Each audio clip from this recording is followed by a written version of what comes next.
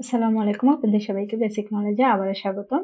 এখানে আমি সহজ ভাষায় শিখে টেকনোলজির প্রয়োজনীয় বিষয়গুলো। আজ আমরা শুরু করতে যাচ্ছি Microsoft Excel basic to advance এর ২য় ক্লাস। পূর্বের ক্লাসে আমরা এক্সেলের অনেকগুলো টপিকস নিয়ে আলোচনা করেছি। যদি আপনি ১ম ক্লাসটি মিস করে থাকেন তাহলে দয়া করে আমাদের প্লেলিস্ট থেকে ১ম ক্লাসটি দেখে নিন। প্লেলিস্টের লিংক ভিডিও ডেসক্রিপশনে দেওয়া আছে। আমরা গত ক্লাসে অনেকগুলো টপিকস নিয়ে আলোচনা করেছি। এর মধ্যে এই সব আলোচনা আমরা করতে ভুলে গেছিলাম। আমি একটু দেখিয়ে দিচ্ছি ফাইল সেভ কিভাবে আমরা ফাইলটা সেভ করব। ফাইলে যাব, ফাইল থেকে সেভ দিলে এটা জাস্ট নরমালি সেভ হবে। ফাইলে গেলাম, সেভ এস গেলাম, সেভ এস থেকে this PC add a place আপনার যেখানে ইচ্ছে সেখানে রাখতে পারেন। আমি ব্রাউজে গেলাম, ব্রাউজ থেকে এখানে ডেস্কটপ সিলেক্ট করলাম। তারপর হচ্ছে আমার ফাইল রিনেম করে দিচ্ছি Excel file for YouTube video Excel workbook. এখানে দেখুন সেভ এস টাইপ কিরকম টাইপ আপনি এটাকে সেভ করতে যাচ্ছেন। Excel workbook, Excel macro enable workbook, অনেকগুলো অপশন আছে। এখানে পিডিএফ এর অপশনও আছে। এক্সেল ম্যাক্রো এনেবল ওয়ার্কবুক এটা হচ্ছে আমরা যখন ম্যাক্রোর কাজ করব এটা দেখব। এক্সেল ওয়ার্কবুক আছে, আমরা এটাতেই রাখতেছি। এরপর দেখুন অথরস নেম আছে সেভ থাম্বনেল। এটা আপনি সেভ থাম্বনেল মানে হচ্ছে আমাদের আসলে ফাইলটা কিরকম রূপে দেখা যাবে। সেভ থাম্বনেল যদি টিক চিহ্ন না দিয়ে আমরা যদি সেভ করে দিই তাহলে এটা এক্সেলের ফাইলের লোগোটার মতনই এটার মতন দেখা যাবে। আর যদি সেভ থাম্বনেল করে দিই তাহলে এটার ভিতরে কি আছে সেরকম একটা ইন্টারফেস দেখা যাবে। এরপর দেখুন টুলস থেকে জেনারেল অপশনে গেলাম। এখানে আমরা যদি কাউকে আমাদের ফাইলটা দিতে চাই তাহলে সেটাকে আমরা পাসওয়ার্ড দিয়েও দিতে পারি। 1 2 3 1 2 3 ওকে 1 2 3 1 2 3 ওকে সেভ দিলাম। এখন দেখুন আমি ক্লোজ করে দিচ্ছি।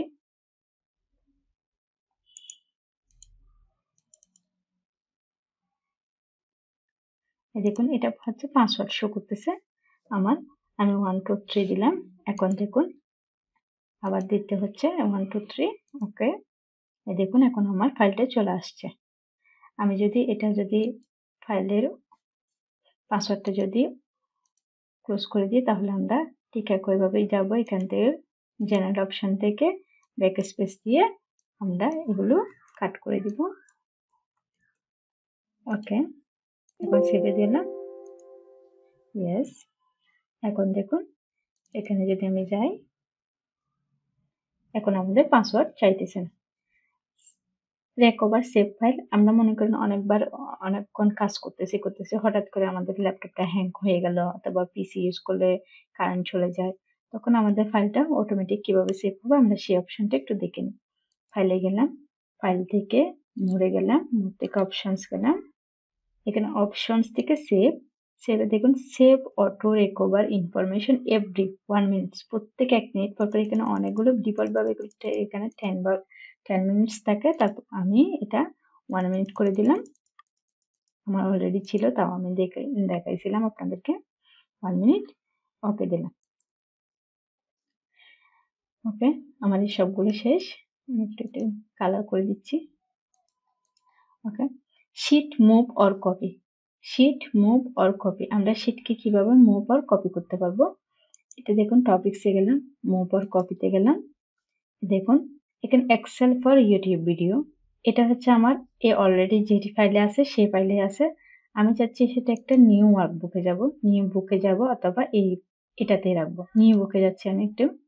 নিউ বুকে দেখবে ক্রিয়েট এ কপি, যদি আমি এখানে টিক চিহ্ন দিই তাহলে এটা কপি হবে, আর যদি টিক চিহ্ন না দিই তাহলে এটা ডিরেক্ট মুভ হবে। আমি ক্রিয়েট এ কপি দিলাম, ওকে দিলাম।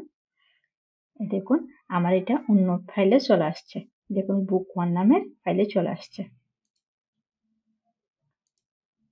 এটা একটু কেটে দিই, ডোন্ট সেভ দিই। ওকে এখন দেখুন এরপর আছে advance hide and unhide tab. আগে আমি নর্মাল হাইট দেখাই। আমি চাচ্ছিলাম আমার এই ফাইলটা হচ্ছে এখানে হাইট থাকুক। আমি হাইট অপশনে ক্লিক করলাম, এটা হাইট হয়ে গেল। এখানে দেখতে পাচ্ছেন আর না। আমি যখন এখান থেকে মাউসের রাইট বাটন ক্লিক করবো এখানে আনহাইডের অপশন আছে। আমি আনহাইড করলাম, শিট 1 করলাম, ওকে দিলাম। দেখুন আমার এটা আনহাইড হয়ে গেছে। এখন আমরা কিভাবে প্রো ইউজারদের মতন কিভাবে এটা আনহাইড করবো একটু দেখে নিই। আমরা টপিকসে গেলাম, ভিউ কোডে গেলাম, ভিউ কোডে যাওয়ার পর আপনাদের হয়তো এটা ওপেন থাকবে না, আপনারা ভিউতে যাবেন, ভিউ থেকে এখানে প্রজেক্ট এক্সপ্লোরে ক্লিক করলে এটা কি শো করবে। এরপর ভিউতে গেলাম, এখানে প্রপার্টিস উইন্ডোতে গেলেও এটা শো করবে। এই দুইটা অপশন ইনসার্ট করে দিন, সাধারণত এটা ওপেন থাকে না। ওকে, এখানে দেখুন আমার কয়টা ফাইল আছে দিস ওয়ার্কবুকে। শিট 1 টপিকস নামে একটা, শিট 2 শিট 1 টপিকস, মানে এটা হচ্ছে টপিকস এর ইয়াটা।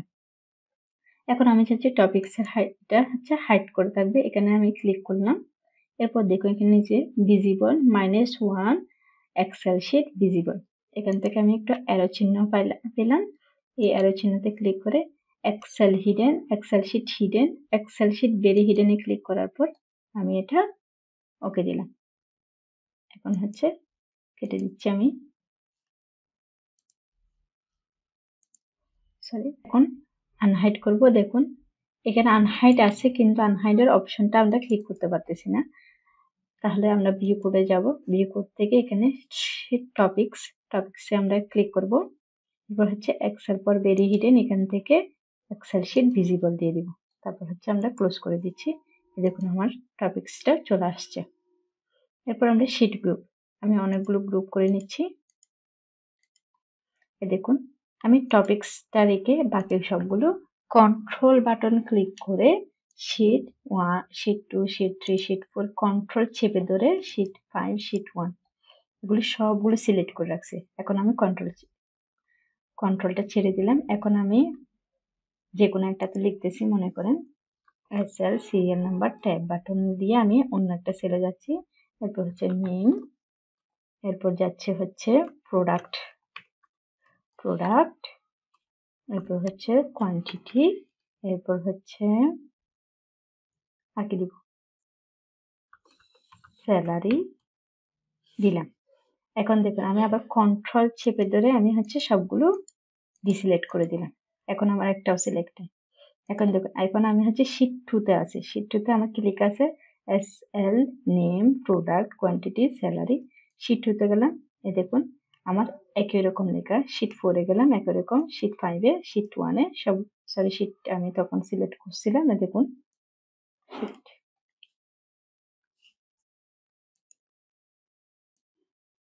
আসলে আমি যখন শিট 1 টা সিলেক্ট না করাই উচিত ছিল। ওকে, সমস্যা নেই। তাহলে বুঝতে পারছি আমাদের যখন অনেকগুলো শিটে একই রকম লেখা লিখতে হবে তখন আমরা এই সবগুলো শিট সিলেক্ট করার পর কন্ট্রোল চিপে সিলেক্ট করার পর লিখতে পারবো, ফরম্যাটিংও করতে পারবো। ওকে, এরপর হচ্ছে আমরা শিট গ্রুপ দেখলাম, ফন্ট গ্রুপ। এখন হচ্ছে আমরা ফন্ট গ্রুপ দেখি। আমরা লিখলাম কোথায়, আচ্ছা যে কোনো বাকিগুলো ডিলিট করে দিচ্ছি যেহেতু আমাদের লাগবে না, জাস্ট দেখার স্বার্থে এগুলো নিয়েছিলাম। শিট 4 টাও ডিলিট করে দিই।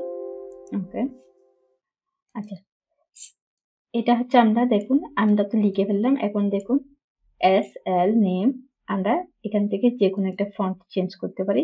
আমরা মনে করেন এটাই এখান থেকে টাইমস নিউ রোমান দিচ্ছি। ওকে, চলে আসছে টাইমস নিউ রোমান, চলে আসলাম। এখান থেকে ফন্টটা আমরা এখান থেকে ক্লিক করে দিতে পারি। আবার হচ্ছে এখান থেকে এটা ইনক্রিজও করতে পারি, এখান থেকে ডিক্রিজও করতে পারি, অথবা এখানে এসে লিখেও দিতে পারি আমরা আসলে এক্স্যাক্টলি কত চাচ্ছি। 12 লিখে দিলাম। এটা বোল্ড, এটা হচ্ছে ইটালিক, এটা হচ্ছে আন্ডারলাইন। আবার এখানে দেখুন একটা অ্যারো চিহ্ন আছে, এখান থেকে কি ডাবল আন্ডারলাইন, এটা হচ্ছে ড্রপ ডাউন মেনু, আসলে এটাকে বলে ড্রপ ডাউন।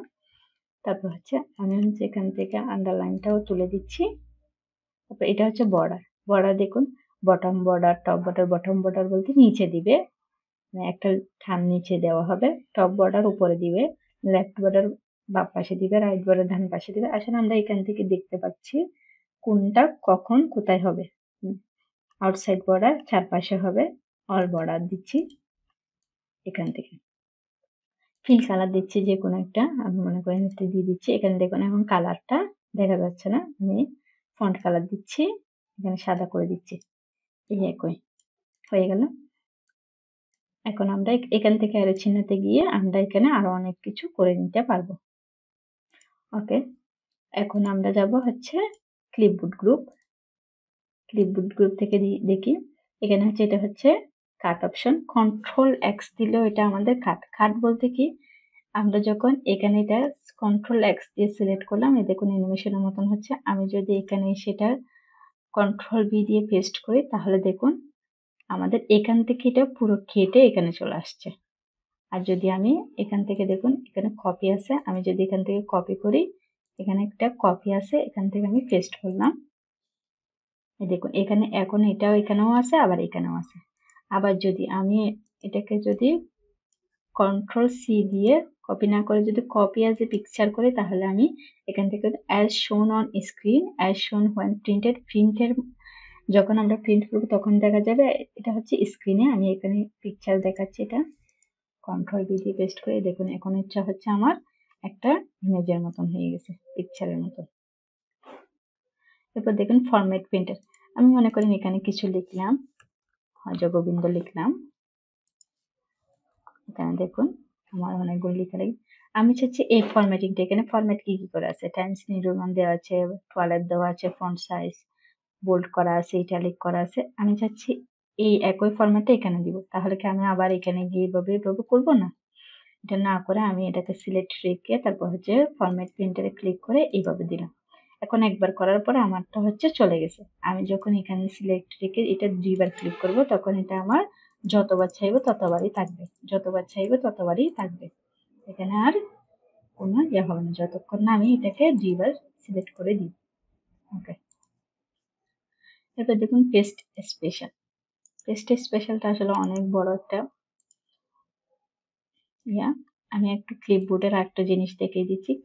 ক্লিপবোর্ডের এই অ্যারো চিহ্ন দেখলে এখানে দেখুন, আমরা যখন কোনো কিছু কপি করে, আমরা লাস্ট যেটা কপি করছি সেটাই ডিফল্ট ভাবে থেকে যায়, কিন্তু আমরা যখন ক্লিপবোর্ড অন করার পর হচ্ছে এখানে কপি করব, তখন আমরা যেটাই কপি করব control C, control C, control C, এ দেখুন এখানে ততবারই চলে আসতেছে। তারপর আমরা যখন এটাকে পেস্ট করতে চাইবো কোথাও, এখানে ধরুন আমি মনে করেন এখানে পেস্ট করব, এখান থেকে সিলেক্ট করে এখানে দেখুন একদম ঠিক চলে আসছে।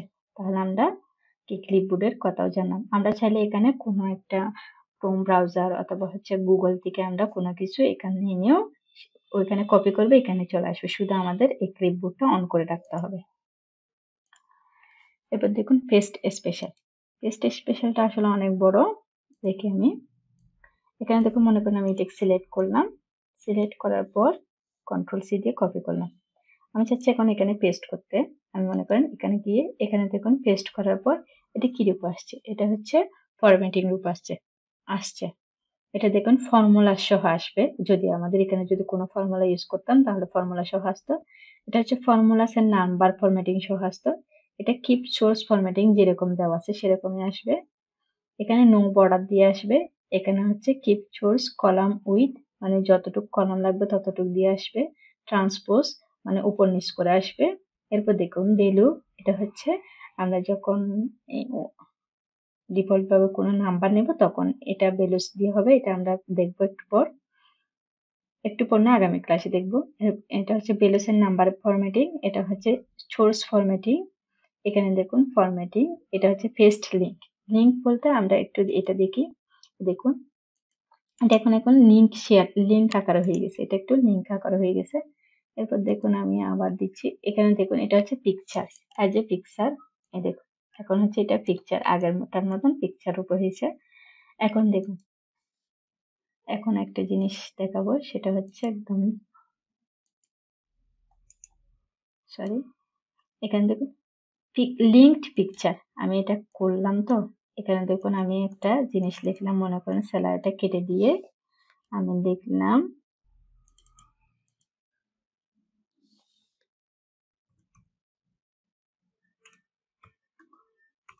দেখুন আমি এখানে হ্যালো লিখলাম, এখানেও হ্যালো হয়ে গেল। আমি যদি এখানে অন্য কিছু লিখি,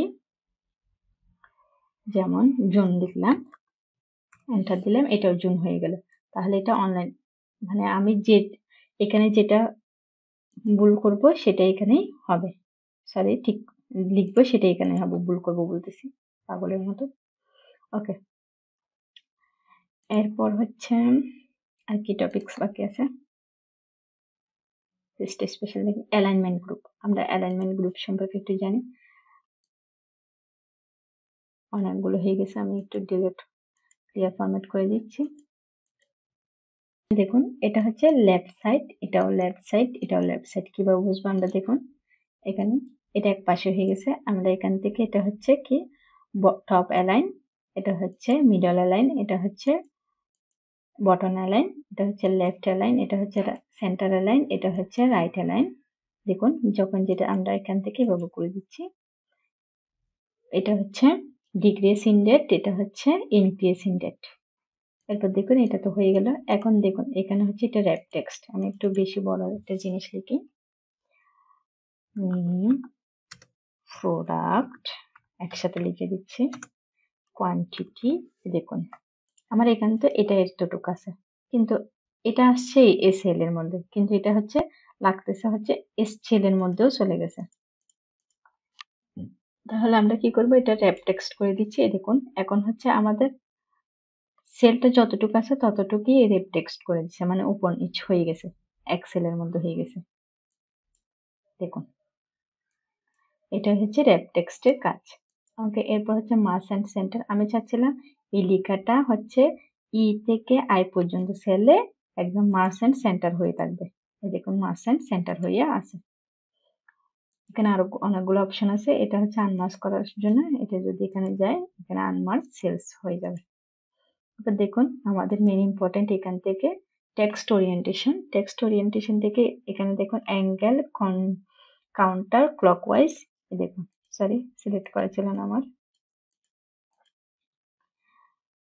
এখান থেকে এলাম। এখানে দেখুন এটা হচ্ছে, এগুলো হচ্ছে বেশিরভাগ লাগে আমরা যখন স্যালারি শিট, তারপর হচ্ছে স্যালারি শিট রেডি করি তখন।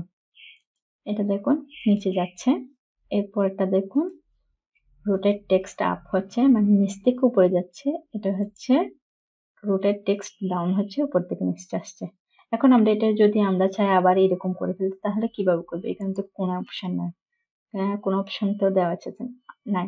তাহলে ফরম্যাট সেল অ্যালাইনমেন্টে যাব, যাওয়ার পর আমরা হচ্ছে এইখান থেকে এই অ্যারো চিহ্নটাকে আমরা একদম এখানে করে দিব, অথবা আমরা চাইলে এখানে 0 লিখে দিতে পারতাম।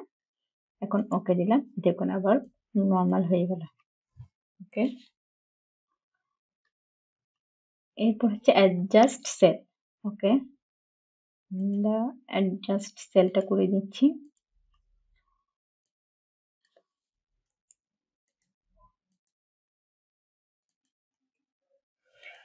আমি অ্যাডজাস্ট সেলটা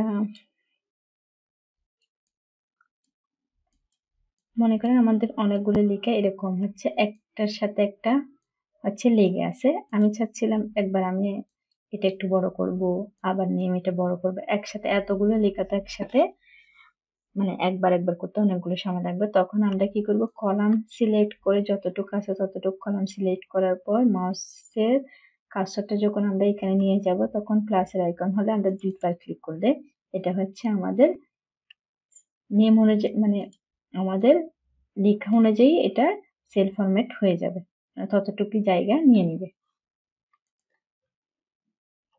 র‍্যাপ টেক্সট দেখলাম শিং টু ফিট। শিং টু ফিট বলতে আমি একটু দেখাচ্ছি। প্রোডাক্ট সেল বেসিক লজিক, অনেকগুলো লেখা লিখলাম আমি, আসলে একসাথে অনেকগুলো লেখা লিখতেছি। দেখুন আমাদের হচ্ছে এই একটা সেলে এতগুলো নাম, কিন্তু আমরা চাচ্ছি হচ্ছে সেলও বড় হবে না আমার, আবার হচ্ছে কি রো বড় হবে না। তখন আমরা এটাকে কিভাবে এখানে ফিট করব? তখন আমরা এখান থেকে এটা ক্লিক করার পর ফন্টের এই অ্যারো চিহ্নে গেলে আমরা দেখুন এখানে, সরি ফন্ট না, অ্যালাইনমেন্টের এখানে গেলে আমরা শিং টু ফিট এখানে যাব, যাওয়ার পর এখান থেকে ওকে ফিল করব। এই দেখুন এখন হচ্ছে আমাদের সেলটা যতটুকু আছে ততটুকু লেখা আছে, কিন্তু আমাদের ফন্টের কোনো চেঞ্জ হলো না, ফন্টের সাইজের কোনো চেঞ্জ হলো না। আমি যদি সেলটা একটু বড় করি তখন হচ্ছে এটা আর একটু বড় হবে, মানে এটা হচ্ছে সেল যতটুকু আপনি রাখতে চান ততটুকুর মধ্যে এটা মানে অ্যাডজাস্ট করে নেবে। ওকে, এরপর থাকতেছে হচ্ছে আমাদের স্টেপ টু সাবস্ক্রিপ্ট। ওকে, এগুলো নিই। আচ্ছা, আমাদের এই লেখাটা আমার এখন লাগতেছে না, কেটু আমরা এটা একদম ডিলিটও করে দিতে পারবো না, আবার রাখতেও পারবো না। কিন্তু আমরা চাচ্ছি এটা হচ্ছে কেটে দিব। তখন আমরা কিরকম করব? এটাকে সিলেক্ট রেখে ফন্টের এই অ্যারো চিহ্নতে গেলে তারপর হচ্ছে এখানে এক্সট্রাক্ট থ্রু দিলে হচ্ছে এখান থেকে ওকে দিলে দেখুন কেটে গেছে। এইটা মানে আমরা কাউকে বলতেছি না এটা আমার লাগবে না, তখন এটা দিয়েই আমরা ওকে বুঝাইতে পারবো। এরপর দেখুন আমরা এটা সাবস্ক্রিপ্ট হচ্ছে, আচ্ছা এটা দিয়ে দেখাচ্ছি না, আমি একটা দিয়ে দেখাই। আমরা সিরিয়াল নাম্বার লিখি। আমরা অনেক সময় 1 ফার্স্ট এরকম সিরিয়াল নাম্বার লিখতে চাই, সেকেন্ড। এভাবে আসলে ম্যানুয়ালি লেখা অনেকটা টাইম লস্ট। তাহলে আমরা কি করব? এখান থেকে ফার্স্ট লেখার পর এই এস আর টিটা সিলেক্ট করার পর এখানে ফন্টের এই অ্যারো চিহ্নে যাব, যাওয়ার পর এখান থেকে সুপারস্ক্রিপ্ট করে দিলে দেখুন এখন হচ্ছে এটা উপরে উঠে গেছে। এখন হচ্ছে আমরা টানি, দেখুন ফার্স্ট সেকেন্ড থার্ড এটা যতটুকু টানবেন ততটুকু হবে। তারপর দেখুন যদি আমরা এটাকে যদি এরকম করি সাবস্ক্রিপ্ট করে তাহলে নিচে চলে যাবে।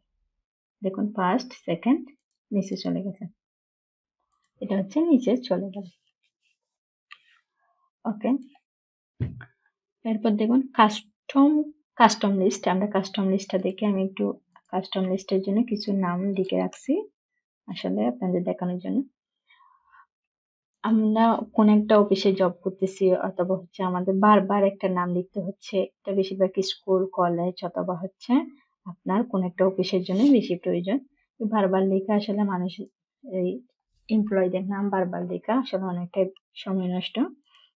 তাহলে আমরা কি করতে পারি? এখানে যাব, যে কোনো একটা ট্যাবে ক্লিক করার পর কাস্টমাইজ দ্য রিবনে যাব, যাওয়ার পর এখান থেকে দেখুন অ্যাডভান্সড। আমরা এখান থেকে না গিয়েও আবার এখান থেকেও যাইতে পারি। ফাইলে যাব, মোড থেকে অপশনসে যাব। আমার আসলে এতটুকু বেশি ঘোরাঘুরি করতে ভালো লাগে না, তাই আমি এখান থেকে যাই। কাস্টমাইজ দ্য রিবনে গেলাম, যাওয়ার পর অ্যাডভান্সডে গেলাম, একদম আস্তে আস্তে একদম নিচের দিকে আসবো। আসার পরে দেখুন create list for use in sorts and fill sequences, edit custom list. আমরা যে সানডে মানডে সানডে লেখার পর টান দিই, এগুলো আসলে এখানে ডিফল্ট ভাবেই করা আছে। আমার নিজেরও দুইটা ডিফল্ট ভাবে করা আছে। ওকে, আমি যাচ্ছি এখন হচ্ছে একটা ডিফল্ট ভাবে করব। ওকে, এখানে দিলাম। আমি চাইলে ম্যানুয়ালি লিখে দিতে পারবো, আবার আমি ম্যানুয়ালি না লিখে এখান থেকে একটু লেখাটা নিয়ে নিচ্ছি। লেখাটা নিয়ে নিলাম, এরপর হচ্ছে এখান থেকে ক্লিক করলাম,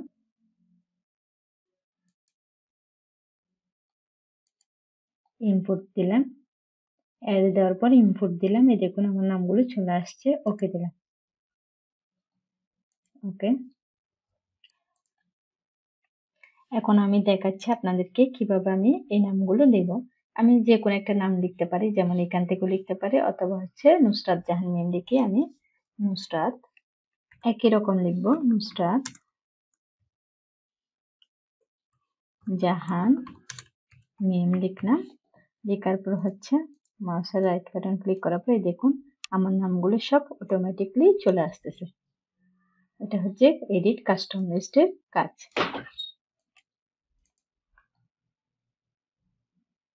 এরপর দেখুন আমাদের কাজকে আমি একটু এডিট কাস্টম লিস্টের একটা অপশন দেখিয়ে দিচ্ছি। মনে করেন আপনার আরেকটা এমপ্লয়ি নতুন অ্যাড হলো, এখন কি আপনি আবার এগুলো নতুন করে লিখবেন? না, এটা লিখতে হবে না। আবার এডিট কাস্টম লিস্টে যাওয়ার জন্য কাস্টমাইজ দ্য রিবনে যাবেন, যাওয়ার পর অ্যাডভান্সে যাবেন, যাওয়ার এখান থেকে একদম নিচে নিয়ে এডিট কাস্টম লিস্ট থেকে এখান থেকে এটা নিয়ে এখানে আপনি যেখানে ইচ্ছা সেখানে লিখে দিতে পারেন। নামটা আমি একদম নিচে লিখতেছি, মনে করেন বেসিক লজিক দিলাম, ইনপুট দিয়ে দিলাম, হয়ে গেল। এখন ওকে দিলাম। এখন আমরা আবার এটা হচ্ছে একই রকম টানলে আবার হয়ে যাবে। আরো টানি, ওকে।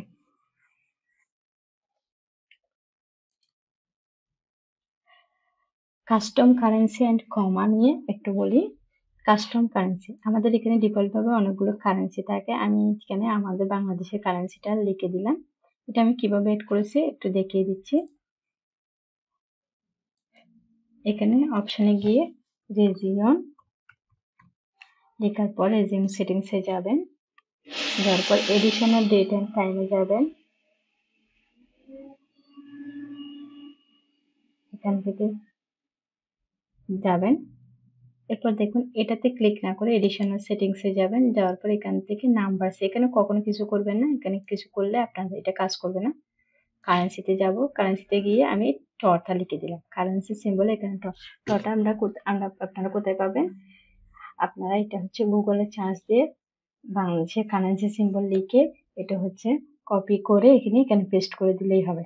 এখানে দেখুন পজিটিভ কারেন্সি, এখান থেকে পজিটিভ কিভাবে চাইতেছেন আপনি সেভাবে দেখতে পারবেন। আমি মনে করেন এইভাবে চাচ্ছি, মানে টটা আমার পরে যাবে, নেগেটিভটা টটা আমার পরে আসবে, ব্র্যাকেটের মধ্যে থাকবে, আমি এরকম চাচ্ছি। তারপর হচ্ছে ডেসিমাল, ডেসিমালটা আপনি কি কমা চাচ্ছেন, এই স্টপ চাচ্ছেন, কিভাবে চাচ্ছেন সেটা এখান থেকে সিলেক্ট করে দেবেন। তারপর হচ্ছে ডিজিট, ডিজিটটা কিভাবে চাচ্ছেন, 0 ডেসিমালে চাচ্ছেন নাকি 2টা ডেসিমালে থাকবে, আমি 0তে রাখছি। ডিজিট গ্রুপিং সিম্বল, এখান থেকে আমাদের কমা আসতেছে, ডিজিট গ্রুপ 3টা অক্ষর পরপর হচ্ছে কমা থাকবে। অ্যাপ্লাই দিলাম, ওকে দিলাম। এখান থেকে আরেকটা জিনিস দেখিয়ে দিচ্ছি, আমরা আসলে টাইমটা কিরকম দেখি। 25 ডিসেম্বর 2024, আমারটা দেখুন হাইপেন দেওয়া আছে, প্রথমে নাম এই 25টা 2টা অক্ষরে দেওয়া আছে, ডিসেম্বরটা নামের 3টা অক্ষরে আছে, 24 এটা হচ্ছে 2টা অক্ষরে আছে। কিভাবে দেখুন, শর্ট ডেট, এখানে অনেকগুলো অপশন আছে, স্ল্যাশ আকারে আছে, তারপর হচ্ছে হাইপেন আকারে আছে। আমি দিছিলাম ডি ডি ডি ডি মানে হচ্ছে 2টা তারিখের প্রথম 2 অক্ষর, এম এম মানে হচ্ছে মাসের 3 অক্ষর, ওয়াই ওয়াই হচ্ছে এই সালের লাস্ট 2 অক্ষর, এটা দিলাম। এরপর এখান থেকে আপনি যা যা ইচ্ছে তা সেটিংস করে নিতে পারবেন। অ্যাপ্লাই, ওকে।